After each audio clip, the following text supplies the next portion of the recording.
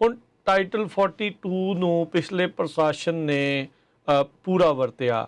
ਇਹ ਜਿਹੜਾ ਪ੍ਰਸ਼ਾਸਨ ਆ ਟਾਈਟਲ 42 ਨੂੰ ਹਟਾਉਣ ਵੱਲ ਨੂੰ ਜਿਹੜਾ ਉਹ ਤੁਰਿਆ ਰਿਹਾ। ਇਹਨਾਂ ਨੇ ਟਾਈਟਲ 42 ਹਟਾਇਆ ਤੇ ਇਹ ਜਿਹੜਾ ਬੈਨ ਵਗੈਰਾ ਜਿਹੜਾ ਇਹ ਲਿਆ ਕੇ ਇਹ ਟਾਈਟਲ 42 ਨੂੰ ਇੰਨਾ ਜ਼ਿਆਦਾ ਪੁਸ਼ ਜਿਹੜਾ ਉਹ ਕਿਉਂ ਜਿਹੜਾ ਉਹ ਕੀਤਾ ਜਾ ਰਿਹਾ ਸੀ ਇਮੀਗ੍ਰੇਸ਼ਨ ਨੂੰ ਰਿਸਟ੍ਰਿਕਟ ਜਿਹੜਾ ਉਹ ਕਰਨ ਦੇ ਲਈ। ਸੋ ਇਹ ਜਿਹੜਾ ਨਾ ਦੇਖੋ, ਆਪਾਂ ਵੀ ਹੁਣ ਪਹਿਲੀ ਵਾਰੀ ਜਿਹੜਾ ਈਵਨ ਇਮੀਗ੍ਰੇਸ਼ਨ ਲਾ ਤੁਸੀਂ ਲਾ ਲਓ ਕਿ 2008 ਤੋਂ ਕਰਨ ਦਏ ਆ ਹਨਾ ਜਿਹੜੇ ਦੀ ਫੀਲਡ ਦੇ ਵਿੱਚ, ਤੇ ਟਾਈਟਲ 42 ਦਾ ਤਾਂ ਆਪਾਂ ਵੀ ਕਦੇ ਸੁਣਿਆ ਨਹੀਂ ਸੀਗਾ ਇਮੀਗ੍ਰੇਸ਼ਨ ਲਾਇਰਸ ਨੇ। ਇਹ ਇੱਕ ਨਾਰਮਲੀ ਤਾਂ ਕਹ ਲਓ ਕਿ ਹੈਲਥ ਲਾਅ ਦਾ, ਹੈਲਥ ਕੋਡ ਦਾ ਇੱਕ ਸੈਕਸ਼ਨ ਸੀਗਾ ਹਾਂਜੀ, ਜਿਹਦੇ ਅਧੀਨ ਸਿਰਫ ਉਹਨਾਂ ਨੇ ਇਹ ਕਿਹਾ ਸੀਗਾ ਕਿ ਜੇ ਪਬਲਿਕ ਇੰਟਰਸਟ ਦੇ ਵਿੱਚ, ਪਬਲਿਕ ਹੈਲਥ ਦੇ ਇੰਟਰਸਟ ਦੇ ਵਿੱਚ ਅਮਰੀਕਨ ਪੋਪੂਲੇਸ਼ਨ ਦੀ ਹੈਲਥ ਨੂੰ ਮੱਦੇਨਜ਼ਰ ਰੱਖਦੇ ਹੋਏ ਸਰਕਾਰ ਕੋਲ ਇੱਕ ਪਾਵਰ ਸੀਗੀ ਕਿ ਉਹ ਜਿਹੜੇ ਨਾਨ ਸਿਟੀਜ਼ਨ ਹੈਗੇ ਉਹਨੂੰ ਟੈਂਪਰੇਰੀਲੀ, ਵਰਡ ਹੈਗਾ ਟੈਂਪਰੇਰੀਲੀ, ਪੱਕੇ ਤੌਰ ਤੇ ਨਹੀਂ, ਟੈਂਪਰੇਰੀਲੀ ਤੁਸੀਂ ਉਹਨਾਂ ਨੂੰ ਜਿਹੜਾ ਹੈਗਾ ਰੋਕ ਸਕਦੇ ਆ ਕਿ ਤੁਸੀਂ ਸਾਡੇ ਦੇਸ਼ 'ਚ ਐਂਟਰ ਨਹੀਂ ਕਰਨਾ।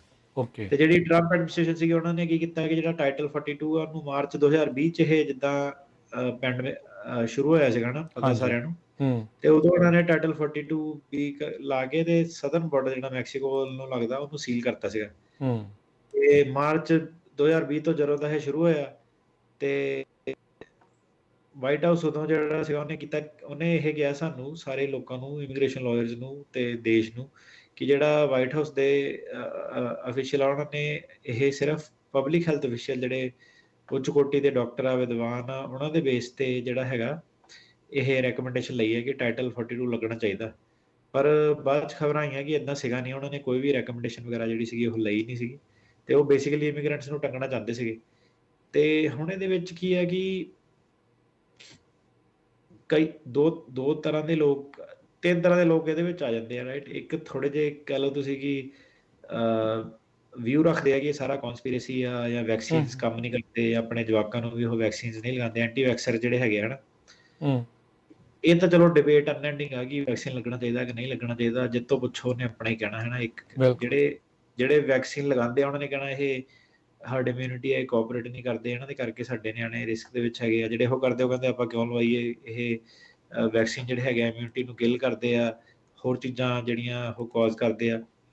ਤੇ ਇੱਕ ਗਰੁੱਪ ਜਿਹੜਾ ਹੈਗਾ ਉਹ ਮੋਡਰੇਟਸ ਹੈਗੇ, ਜਿਹੜੇ ਸੈਂਟਰਿਸਟ ਕਹਿ ਲਓ, ਜਿਹਨੂੰ ਕਿ ਠੀਕ ਆ ਮਾਸਕ ਲਾ ਲਿਆ, ਜੋ ਸਰਕਾਰ ਨੇ ਕਹਿਣਾ ਉਹ ਕਰ ਦੇਣਾ, ਪਰ ਇਹ ਵੀ ਨਹੀਂ ਕਿ ਤੁਸੀਂ ਮਾਸਕ ਦੇ ਪਿੱਛੇ ਲੜਨ ਮਰਨ ਤੇ ਚੱਲ ਜਾਣਾ। ਸੋ ਇਹ ਤਿੰਨ ਤਰ੍ਹਾਂ ਦੇ ਜਿਹੜੇ ਕਰਾਊਡ ਉਹ ਆਪਣੇ ਆਏ ਹਨਾ। ਹੁਣ ਕੀ ਹੋਇਆ ਕਿ ਸਿਚੁਏਸ਼ਨ ਬੜੀ ਕੰਪਲੈਕਸ ਹੋ ਗਈ ਕਿ ਹੁਣ ਜਿਹੜਾ ਬੰਦਾ ਅਲਟਰਾ ਲੈਫਟ ਤੇ ਹੈਗਾ ਉਹ ਇਮੀਗ੍ਰੇਸ਼ਨ ਨੂੰ ਸਪੋਰਟ ਕਰਦਾ ਕਿ ਇਮੀਗ੍ਰੈਂਟਸ ਆਉਣੇ ਚਾਹੀਦੇ ਆ, ਪਰ ਉਹ ਜਿਹੜਾ ਅਲਟਰਾ ਲੈਫਟ ਵਾਲਾ ਹੈਗਾ ਉਹ ਬਿਲਕੁਲ ਐਕਸਟ੍ਰੀਮ ਸਟ੍ਰਿਕਟ ਮਾਸਕ ਮੈਂਡੇਟਸ, ਉਹ ਇੱਧਰ ਦੀ ਚੀਜ਼ਾਂ ਨੂੰ ਵੀ ਸਪੋਰਟ ਕਰਦਾ। ਸੋ ਉੱਥੇ ਬੜਾ ਜਿਹੜਾ ਕਨਫਲਿਕਟ ਉਹ ਪੈਦਾ ਹੋ ਗਿਆ ਕਿ ਇੱਕ ਪਾਸੇ ਤੁਸੀਂ ਮਾਸਕ ਤੇ ਉਹ ਟਾਈਟਲ 42 ਨੂੰ ਸਪੋਰਟ ਕਰਦੇ ਆ, ਇੱਕ ਪਾਸੇ ਤੁਸੀਂ ਕਹਿੰਦੇ ਇਮੀਗ੍ਰੈਂਟਸ ਨੂੰ ਵੀ ਸਾਡੀ ਸਪੋਰਟ ਆ, ਤੇ ਉਹ ਕਾਫੀ ਜਿਹੜੀਆਂ ਇਹਨਾਂ ਦੀਆਂ ਆਪਸ ਦੇ ਵਿੱਚ ਕੰਟਰਡਿਕਟਰੀ ਜਿਹੜੀਆਂ ਸਿਚੁਏਸ਼ਨਸ ਉਹ ਹੋ ਗਈਆਂ। ਬਾਈਡਨ ਐਡਮਿਨਿਸਟ੍ਰੇਸ਼ਨ ਨੇ ਪਹਿਲਾਂ ਟਰੰਪ ਐਡਮਿਨਿਸਟ੍ਰੇਸ਼ਨ ਨੂੰ ਵੀ ਕ੍ਰਿਟਿਸਾਈਜ਼ ਕੀਤਾ ਸੀਗਾ ਕਿ ਤੁਹਾਨੂੰ ਏਦਾਂ ਨਹੀਂ ਕਰਨਾ ਚਾਹੀਦਾ, ਈਵਨ ਕਿ ਤੁਹਾਨੂੰ ਟਾਈਟਲ 42 ਥੱਲੇ ਬਾਰਡਰ ਨਹੀਂ ਰੋਕਣਾ ਚਾਹੀਦਾ। ਤੇ ਇਮੀਗ੍ਰੈਂਟਸ ਜਿਹੜੇ ਯੂਐਨ ਦੇ ਉੱਚ ਕੋਟੀ ਦੇ ਵਿਦਵਾਨ ਆ, ਉਹਨਾਂ ਨੇ ਵੀ ਮਤਲਬ ਲਿਖਤੀ ਤੌਰ ਦੇ ਵਿੱਚ ਅਮਰੀਕਾ ਨੂੰ ਕਿਹਾ ਸੀ ਕਿ ਤੁਹਾਨੂੰ ਏਦਾਂ ਦੀ ਐਗਜ਼ਾਮਪਲ ਸੈੱਟ ਨਹੀਂ ਕਰਨੀ ਚਾਹੀਦੀ, ਨਹੀਂ ਰੋਕਣਾ ਚਾਹੀਦਾ ਲੋਕਾਂ ਨੂੰ। ਪਰ ਜਦੋਂ ਬਾਈਡਨ ਆ ਵੀ ਗਿਆ ਆਫਿਸ ਦੇ ਵਿੱਚ ਤੇ ਉਹਦੇ ਕੋਲ ਵੀ ਕੋਈ ਇੰਨੀ ਪਾਵਰ ਨਹੀਂ ਸੀਗੀ ਕਿ ਟਾਈਟਲ 42 ਹਟਾ ਸਕੇ।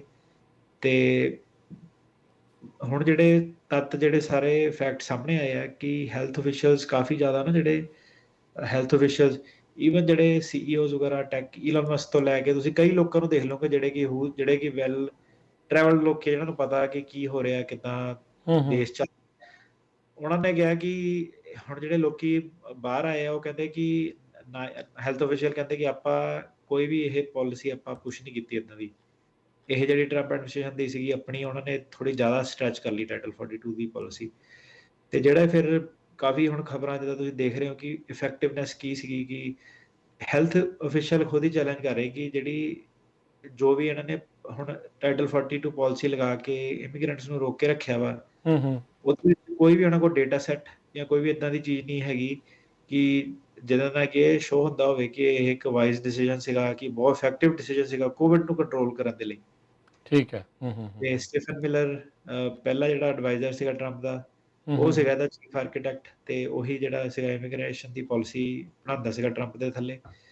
ਤੇ ਉਹਨੇ ਜ਼ਿਆਦਾ ਇਹ ਕਿਹਾ ਸੀਗਾ ਕਿ ਜਿਹੜੀ ਮੈਂ ਇਮੀਗ੍ਰੇਸ਼ਨ ਦੀ ਓਵਰਆਲ ਜਿਹੜੇ ਲੈਵਲ ਹੈਗੇ ਕਿ ਕਿੰਨੇ ਇਮੀਗ੍ਰੈਂਟ ਆਉਂਦੇ ਆ, ਉਹਨੂੰ ਆਪਾਂ ਰਿਡਿਊਸ ਕਰਨਾ ਭਾਵੇਂ ਜਿਹੜਾ ਮਰਜ਼ੀ ਸਾਨੂੰ ਤਰੀਕਾ ਉਹ ਜਿਹੜਾ ਅਪਣਾਉਣਾ ਪਵੇ। ਤੇ ਆਬਵੀਅਸਲੀ ਟਾਈਟਲ 42 ਉਹਨਾਂ ਦੇ ਹੱਥ ਲੱਗ ਗਿਆ ਤੇ ਟਾਈਟਲ 42 ਦੇ ਥੱਲੇ ਉਹਨਾਂ ਨੇ ਫਿਰ ਕਾਫੀ ਜਿਹੜੀ ਸੀਗੀ ਲੋਕਾਂ ਨੂੰ ਐਕਸਪਲਸ਼ਨ ਕੀਤੀ। ਐਕਸਪਲਸ਼ਨ ਤੇ ਡਿਪੋਰਟੇਸ਼ਨ 'ਚ ਫਰਕ ਇਹ ਹੁੰਦਾ ਕਿ ਜਦੋਂ ਟਾਈਟਲ 42 ਸੀਗਾ ਉਹ ਸਿੰਪਲੀ ਇਹ ਕਹਿੰਦੇ ਕਿ ਦਰਵਾਜ਼ਾ ਬੰਦ ਆ, ਅਜੇ ਨਹੀਂ ਤੁਸੀਂ ਆ ਸਕਦੇ, ਬਾਅਦ 'ਚ ਦੁਬਾਰਾ ਆਇਓ। ਤੇ ਜਿਹੜੀ ਟਾਈਟਲ 8 ਆ, ਟਾਈਟਲ 8 ਕੀ ਕਹਿੰਦਾ ਹੈਗਾ ਕਿ ਟਾਈਟਲ 8 ਦੇ ਥੱਲੇ ਤੁਹਾਨੂੰ ਜਿਹੜੀ ਜਦੋਂ ਵਾਪਸ ਭੇਜਦੇ ਤਾਂ ਤੁਹਾਡੇ ਉੱਤੇ 5 ਸਾਲ ਦਾ ਜਿਹੜਾ ਬੈਨ ਜਿਹੜਾ ਉਹ ਲੱਗਦਾ, ਜਿਹੜਾ ਇੱਕ ਹੈਗਾ ਐਕਸਪਲਸ਼ਨ ਤੇ ਇੱਕ ਹੈਗਾ ਤੁਹਾਡਾ ਰਿਮੂਵਲ ਡਿਪੋਰਟੇਸ਼ਨ ਜਿਹਨੂੰ ਕਹਿੰਦੇ ਆਪਾਂ, ਤੇ 5 ਸਾਲ ਦਾ ਬੈਨ ਲੱਗਦਾ। ਤੇ ਟਾਈਟਲ 42 ਥੱਲੇ ਇਹ ਸੀਗਾ ਕਿ ਉਹ ਮਨਾ ਕਰ ਦਿੰਦੇ ਸੀਗੇ ਸਾਰਿਆਂ ਨੂੰ। ਤੇ ਹੁਣ ਟਾਈਟਲ 8 ਦੇ ਥੱਲੇ ਹੈਗਾ ਕਿ ਤੁਹਾਡੀ ਦੁਬਾਰਾ ਜਿਹੜੀ ਹੈਗੀ ਆ ਜਿੱਦਾਂ ਪਹਿਲਾਂ ਸੀਗਾ ਸਿਸਟਮ ਉੱਦਾਂ ਚੱਲੂਗਾ। ਤੇ ਇਹ ਜਿਹੜੀ ਹੁਣ ਪਾਲਿਸੀ ਸੀਗੀ ਟਾਈਟਲ 42 ਦੀ, ਇਹਨੇ ਆਬਵੀਅਸਲੀ ਹਜ਼ਾਰਾਂ ਦੀ ਤਾਦਾਦ ਦੇ ਵਿੱਚ ਲੋਕਾਂ ਨੂੰ ਜਿਹੜਾ ਬਾਹਰ ਡੱਕ ਕੇ ਰੱਖਿਆ, ਤੇ ਜਿਹੜੇ ਵੀ ਅਸਾਈਲਮ ਦੀਆਂ ਤੇ ਹਿਊਮੈਨਿਟੇਰੀਅਨ ਪ੍ਰੋਟੈਕਸ਼ਨ ਸੀਗੀਆਂ ਉਹ ਸਾਰੀਆਂ ਜਿਹੜੀਆਂ ਸੀਗੀਆਂ ਨਹੀਂ ਮਿਲੀਆਂ ਉਹਨਾਂ ਨੂੰ। ਤੇ ਬਾਈਡਨ ਨੇ ਜਦੋਂ ਸਹੁੰ ਚੱਕੀ ਉਹਨੇ ਕਿਹਾ ਕਿ ਬਈ ਮੈਂ ਲੋਕਾਂ ਨੂੰ ਅੰਦਰ ਆਉਣ ਦੇਵਾਂਗਾ ਤੇ ਅਮਰੀਕਾ ਦੇ, ਤੇ ਜਿਹੜਾ ਸਾਡਾ ਸਿਸਟਮ ਆ ਬੜਾ ਫੇਅਰ ਹੋਊਗਾ। ਕਾਫੀ ਡਾਇਲੋਗਬਾਜੀ ਉਦੋਂ ਹੋਈ ਸੀਗੀ ਤੇ ਸਾਲ ਤੋਂ ਵੀ ਜਦੋਂ ਜ਼ਿਆਦਾ ਹੋ ਗਿਆ ਤੇ 42 ਟਾਈਟਲ 42 ਉਹਨਾਂ ਨੇ ਨਹੀਂ ਵਾਪਸ ਲਿਆ ਤੇ ਉਹਦਾ ਬੜਾ ਰੌਲਾ ਕ੍ਰਿਟਿਸਿਜ਼ਮ ਜਿਹੜਾ ਸੀਗਾ ਸਰਕਾਰ ਨੂੰ ਫੇਸ ਕਰਨਾ ਪਿਆ। ਤੇ ਪਿਛਲੇ ਸਾਲ ਜਿਹੜਾ 2022 ਦੇ ਵਿੱਚ ਇਹਨਾਂ ਨੇ ਕੋਸ਼ਿਸ਼ ਕੀਤੀ ਮਈ ਦੇ ਵਿੱਚ ਕਿ ਵਾਪਸ ਲਿਆ ਜਾਵੇ ਟਾਈਟਲ 42, ਤੇ ਰਿਪਬਲਿਕਨ ਅਟਾਰਨੀ ਜਨਰਲ ਸੀਗੇ ਉਹਨਾਂ ਨੇ ਜਿਹੜਾ ਸੀਗਾ ਡਿਸੀਜਨ ਸਰਕਾਰ ਦਾ ਬਾਈਡਨ ਦਾ ਚੈਲੰਜ ਕਰਤਾ। ਇਹ ਕਹਿ ਕੇ ਕਿ ਜਿਹੜਾ ਬਾਈਡਨ ਉਹ ਬੜਾ ਰਸ਼ ਕਰ ਰਿਹਾ ਤੇ ਇਹਦੇ ਕਰਕੇ ਮਾਈਗ੍ਰੈਂਟਸ ਜਿਹੜੇ ਬਹੁਤ ਆ ਜਾਣੇ ਆ। ਤੇ ਪਰ ਹੁਣ ਕੀ ਹੈ ਕਿ ਹੁਣ ਕਿਉਂਕਿ ਨੈਸ਼ਨਲ ਜਿਹੜੀ ਐਮਰਜੈਂਸੀ ਹੈ ਉਹੀ ਖਤਮ ਹੋ ਗਈ। ਤਾਂ ਹੁਣ ਉਹ ਖਤਮ ਹੋ ਗਈ ਤੇ ਹੁਣ ਇਦਾਂ ਹੈ ਕਿ ਰਿਪਬਲਿਕਨ ਵੀ ਨਹੀਂ ਕੁਝ ਕਹਿ ਸਕਦੇ, ਆਪਣੀ ਗੇਮ ਖੇਡ ਸਕਦੇ, ਡੈਮੋਕ੍ਰੇਟਸ ਵੀ ਨਹੀਂ ਖੇਡ ਸਕਦੇ। ਹੁਣ ਇਦਾਂ ਹੈ ਕਿ ਟਾਈਟਲ 42 ਦੇ ਥੱਲੇ ਨਹੀਂ ਤੁਸੀਂ ਉਹ ਖੇਡ ਸਕਦੇ। ਤੇ ਉਹ ਵਿੱਚ ਇਹਨਾਂ ਨੇ ਕੀ ਕੀਤਾ ਕਿ ਜਿਹੜੇ ਚੱਜ ਦੇ ਹੈਲਥ ਅਫੀਸ਼ੀਅਲ ਜਿਹੜੇ ਹੈਗੇ ਆ, ਇਹ ਨਹੀਂ ਕਿ ਹੈਗਾ ਕਿ ਬਈ ਮਾਸਕ ਲਾ ਦਿਓ N95 N100 ਤੇ ਪਤਾ ਨਹੀਂ ਕੀ ਹੋ ਜਾਣਾ ਬਾਹਰ ਆ ਕੇ। ਜਿਹੜਾ ਰੀਜ਼ਨੇਬਲ ਜਿਹੜਾ ਇੱਕ ਮੈਡੀਕਲ ਵਿਦਵਾਨ ਆ, ਉਹਨਾਂ ਨੇ ਬੇਸਿਕਲੀ ਆ ਕੇ ਇਹੀ ਕਿਹਾ ਕਿ ਜਿਹੜੀ ਪਾਲਿਸੀ ਸੀਗੀ ਟਾਈਟਲ 42 ਵਾਲੀ ਬਾਰਡਰ ਤੁਹਾਡੇ ਸੀਲ ਕਰਨ ਦੀ, ਇਹਦੇ ਵਿੱਚ ਉਹਨਾਂ ਨੇ ਕੋਈ ਵੀ ਜਿਹੜੀ ਬੈਕਿੰਗ ਉਹ ਨਹੀਂ ਦਿੱਤੀ। ਤੇ ਜਿਹੜੀ ਹੈਲਥ ਐਮਰਜੈਂਸੀ ਐਕਚੁਅਲੀ ਇਹ ਕਾਫੀ ਪਹਿਲਾਂ ਤੋਂ ਹਟ ਜਾਣੀ ਚਾਹੀਦੀ ਸੀਗੀ।